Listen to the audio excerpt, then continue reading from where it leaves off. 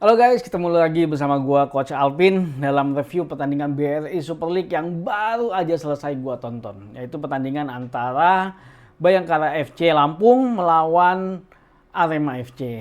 Di mana pertandingan ini akhirnya dimenangkan oleh Bayangkara FC dengan skor 2-1.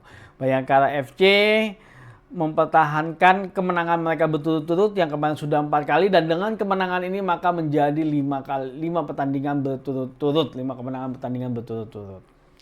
Nah, dalam pertandingan ini banyak terjadi drama yang mungkin akan menjadi perdebatan di kalangan netizen. Gue yakin banget karena Arema FC mendapatkan 2 kali kartu merah dan juga 1 kali penalti yang akhirnya membuat Arema FC harus kalah, di mana mereka sebenarnya di babak pertama unggul lebih dahulu dengan skor 1-0 melalui golnya Vinicius. Yang memang secara permainan gue lihat Arema FC sebenarnya lebih dominan ketika di babak pertama. Kondisi lapangan yang kurang baik membuat permainan Bayangkara FC kurang berkembang.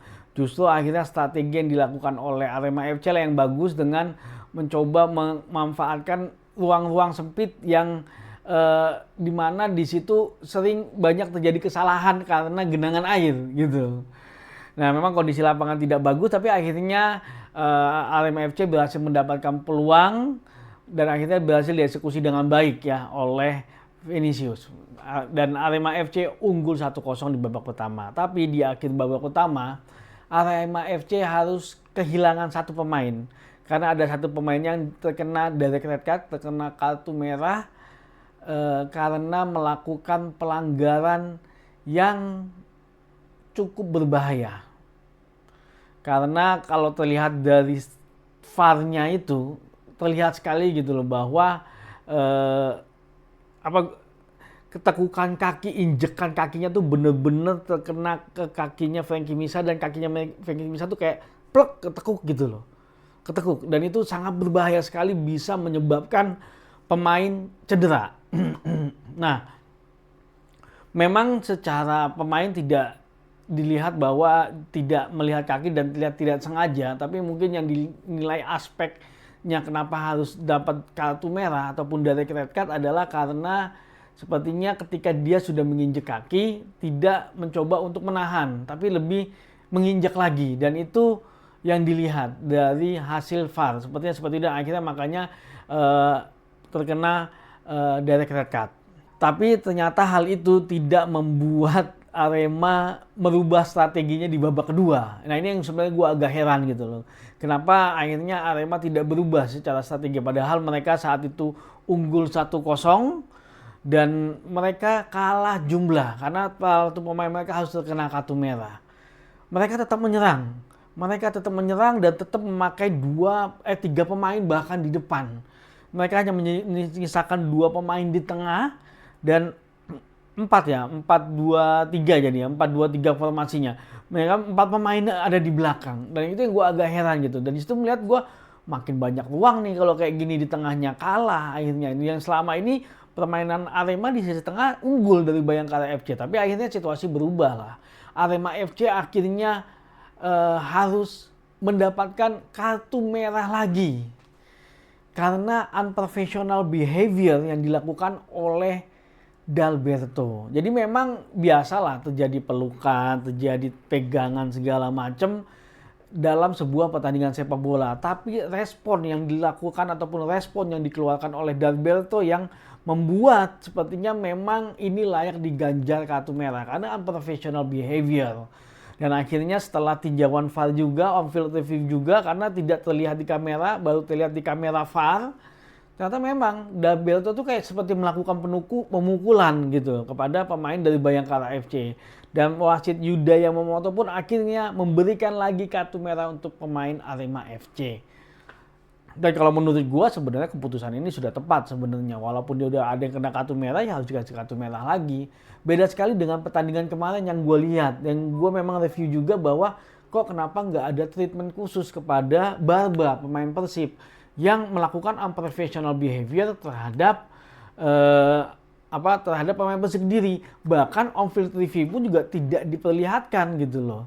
Tidak diperlihatkan. On-field review tidak terjadi di sana. Wasit VAR tidak memanggil.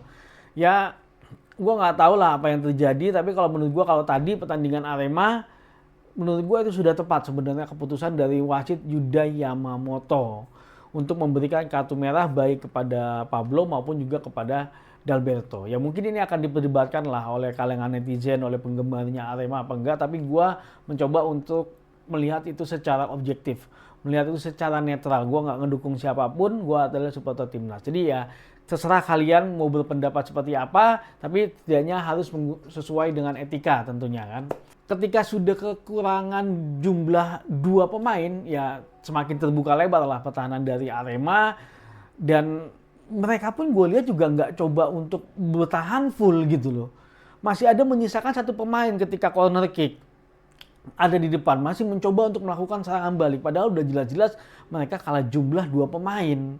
Yang akhirnya ketika corner kick, ya si DB free header sama sekali, nggak ada yang marking, yang akhirnya berhasil menciptakan gol. Nah, itu yang gue agak heran dengan strategi yang diterapkan oleh oleh Arema gitu loh. Padahal mereka sudah unggul 1-0 gitu. Kenapa mereka nggak mau menurunkan egonya untuk full bertahan gitu loh? Ya gue nggak tahu lah apa yang terjadi ya, tapi pelatih lah yang bisa melihat hal itu, dan akhirnya sama lah seri di menit ke-76, di menit ke-76. Dan setelah ada serangan bertubi-tubi, Arema masih menahan, tapi akhirnya harus terjadi pelanggaran lagi. Pemain Bayangkara FC, Dendi, dilanggar oleh Betinho. Dan ini lagi-lagi on field review, VAR. Dan memang terlihat sekali bahwa tangannya dari Betinho menghalangi jalannya dari Dendi Setiawan untuk menuju ke arah bola.